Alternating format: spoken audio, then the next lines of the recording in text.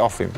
And again, take his jab off him. Use that defence, that glove and that head move. And again. Good. There you go. There you go. He won't see them coming, you see.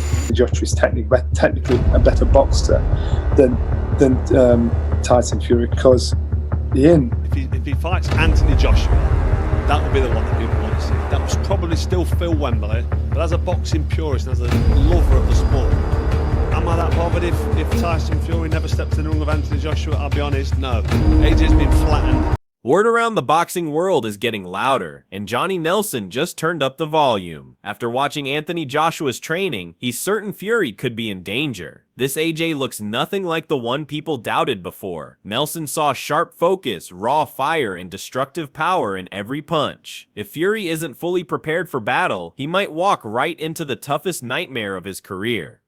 To me, it's so close and it's so subjective.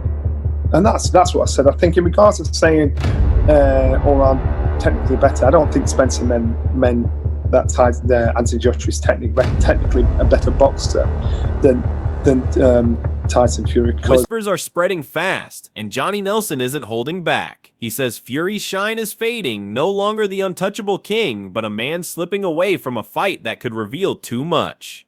AJ isn't the one chasing here. Fury looks like the one backing off. And when they finally step into the ring, Nelson believes it won't just be a showdown, it could be a complete collapse. Tyson is AJ, and AJ understands that also.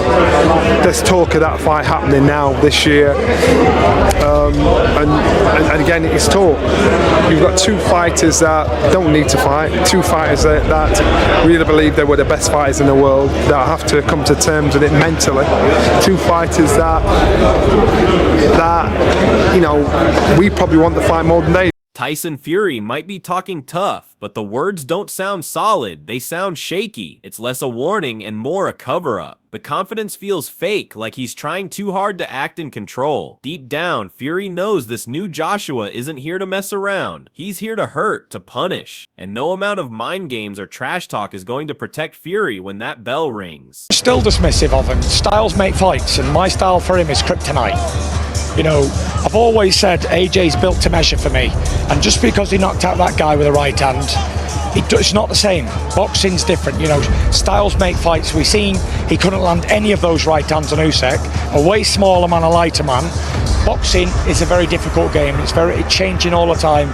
Styles make fights, and his style is made for me. Anthony Joshua doesn't blink, doesn't back down. He walks forward with no games, no stalling, just pure business. While Fury throws out loud callouts like hooks in the water, AJ answers like a soldier ready for battle. This isn't talk anymore. The way Joshua speaks makes it clear if Fury really wants this fight, he better be ready to spill blood. I've been signing contracts for years. It ain't in my hands, it's with a legal team. That's why you hire lawyers. If you know the history of boxing, make sure you get your legal terms right. That's why you got good management and good lawyers. So of course I'm going to sign a contract. That's just with some lawyers at the minute. Not everyone believes this fight will even happen, and Tony Bellew's words fuel the doubt. He points straight at Fury, saying his timing feels wrong and his sudden push feels fake. AJ just walked out of a war, and now Fury wants to set all the rules? Bellew isn't buying it. He sees the same old pattern. Fury shouts loud, makes noise, then slips away. The wolf keeps crying, but this time nobody's running after him. It's one that right now, I mean, he's just coming off a hard camp, a hard fight, and does he need it right now immediately when Tyson Fury says so? Probably not, but can he afford to knock back the opportunity? Probably not as well, so it's tough really. I'm not so sure it actually does happen. I'm not so sure that someone once again. Spencer Brown puts into words what fans have been shouting for ages. The real mega fight in boxing isn't Fury versus Usyk, it's Fury versus AJ. Even Turkey Aloshik knows it, and the moves are already happening behind the curtains. But here's the curveball. Brown himself leans toward Usyk first.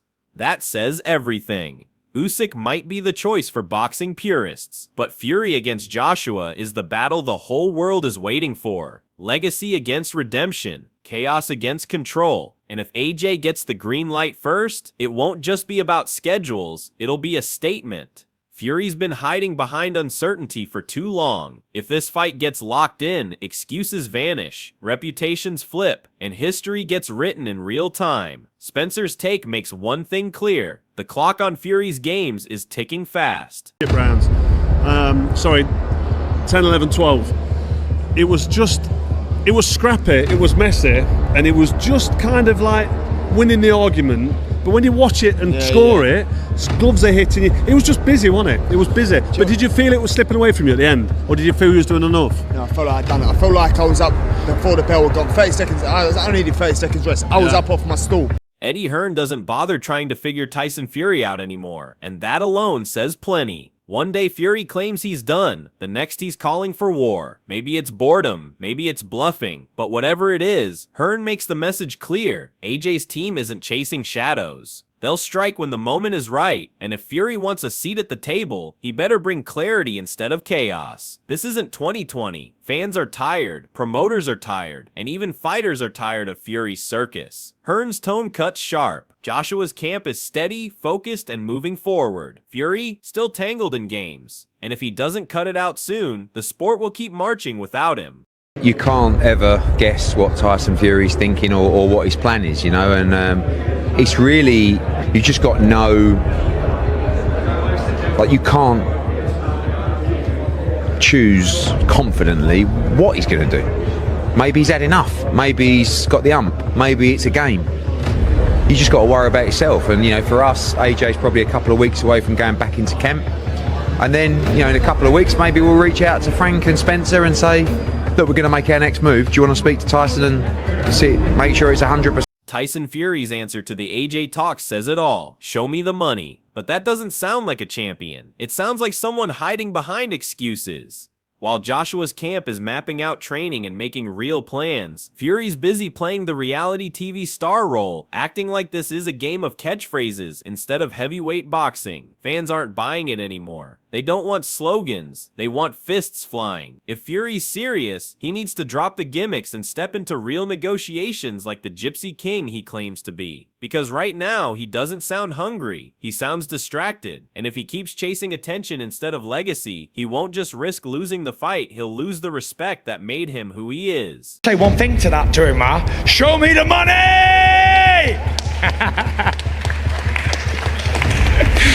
I'm available. I'm young, free and single, ready to mingle. Carl Froch doesn't sugarcoat it. He lays it bare. AJ vs. Fury is still the fight fans dream about. The one that could fill Wembley in hours and shake boxing to its core. But Froch, the purist, has lost his spark for it. Why? Because Fury's credibility keeps slipping, and AJ's aura has cracked from too many knockdowns. His words aren't dismissive, they're laced with disappointment, years of hype, only for Fury to stall, dodge, and distract. And AJ? He's worn the scars of his defeats. Froch's blunt honesty stings harder than any uppercut. If this fight never happens, he won't lose sleep. That's chilling. When legends stop caring, the magic is gone. Fury's legacy is hanging by a thread, and AJ's road to redemption is running out of time. Miss this window, and their rivalry won't be remembered as boxing's biggest fight. It'll be remembered as boxing's biggest what-if. His career, it's been a phenomenal career.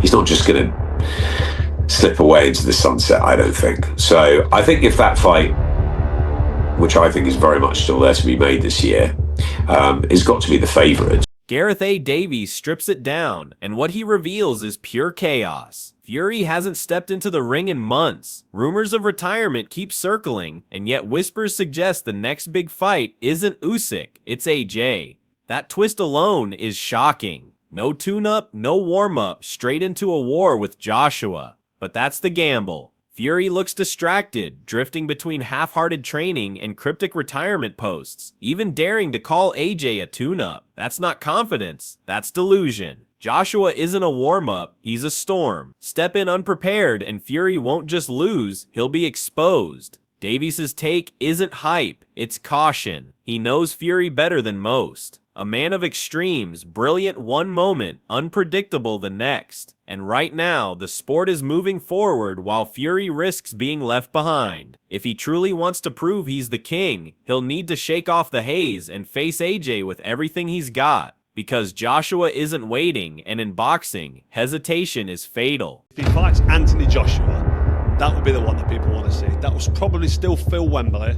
but as a boxing purist, as a lover of the sport, am I that bothered if Tyson Fury never steps in the ring with Anthony Joshua? I'll be honest, no.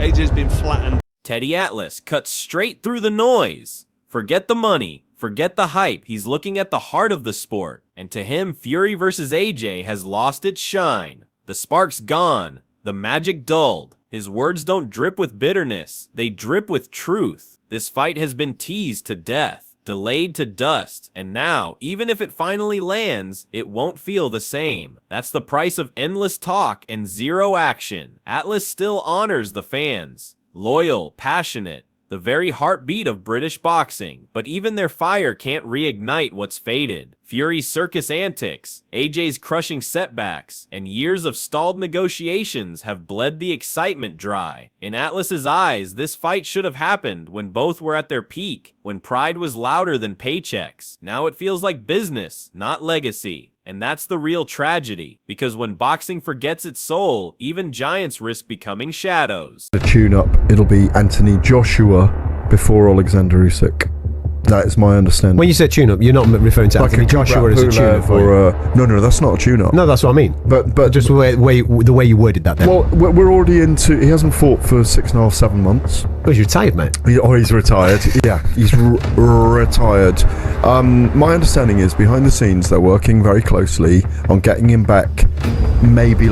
The Fury versus Joshua saga has been nothing short of chaos, mind games, loud headlines, and too many missed chances. But now the pressure feels heavier than ever. Fury's once untouchable aura is starting to crack, while Joshua is sharpening into a weapon. Promoters are pushing, insiders keep dropping hints, and legends are speaking out. This isn't just another fight. It's the one that could define an entire generation. Forget belts and rankings. This is about pride, legacy, and who walks out of Wembley with their soul still burning. Fans have waited long enough. Excuses are running dry, and boxing itself is demanding answers. When the lights hit and the bell rings, only one giant will stand tall. So tell me, does Fury still rule, or is AJ ready to snatch the crown? The debate starts now.